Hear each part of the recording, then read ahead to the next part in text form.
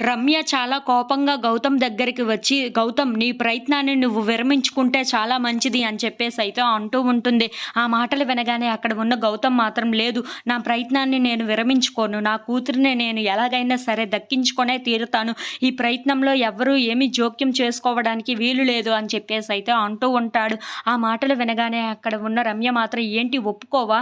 నువ్వు దీనికి ఆగవా?" అని చెప్పేసైతే అంటూ ఉంటుంది. ఇంతలో అక్కడ ఉన్న గౌతమ్ మాత్రం, "లేదు, నేను ఆగనంటే ఆగను. నా కూతురు నాకు వచ్చేంత వరకు నేను ఇలాంటి ప్రయత్నాలు చేస్తూనే ఉంటాను" అని చెప్పేసైతే అంటూ ఉంటాడు. ఇంతలో అక్కడ ఉన్న రమ్యకి చాలా కోపం వచ్చేసి, సరే అని చెప్పి ఊర్లో ఉన్న పెద్ద మనుషులకు ఫోన్ చేసి, "ఈరోజు రచ్చబండ కార్యక్రమాన్ని పెట్టండి" అని చెప్పేసైతే అంటూ ఉంటుంది. ఆ మాటలు వినగానే అక్కడ ఉన్న వాళ్ళందరూ అయితే ఒక్కసారిగా షాక్ అయిపోతూ ఉంటారు. ఇంతలో అక్కడ ఉన్న రమ్య మాత్రం, "అవును, పంచాయతీని ఏర్పాటు చేయాల్సిందే. గౌతమ్‌కి ఈరోజు బుద్ధి చెప్పాల్సిందే. ఈరోజు మల్లిక గౌతమ్ బిడ్డ, మా బిడ్డ తేల్చాల్సిందే" అని చెప్పేసైతే అంటూ ఉంటుంది. ఆ మాటలు వినగానే అక్కడ ఉన్న కేశవ, గౌతమ్, అక్కడ ఉన్న వాళ్ళందరూ అయితే ఒక్కసారిగా షాక్ అయిపోయి రమ్య వైపు అలా చూస్తూ ఉండిపోతారు. ఇంతలో అక్కడ ఉన్న గౌతమ్ మాత్రం, "ఈవిడ ఏం చేస్తుందో అర్థం కావటం లేదే" అని చెప్పేసైతే అనుకుంటూ రమ్య వైపు అలా షాక్ అయిపోయి చూస్తూ ఉండిపోతాడు.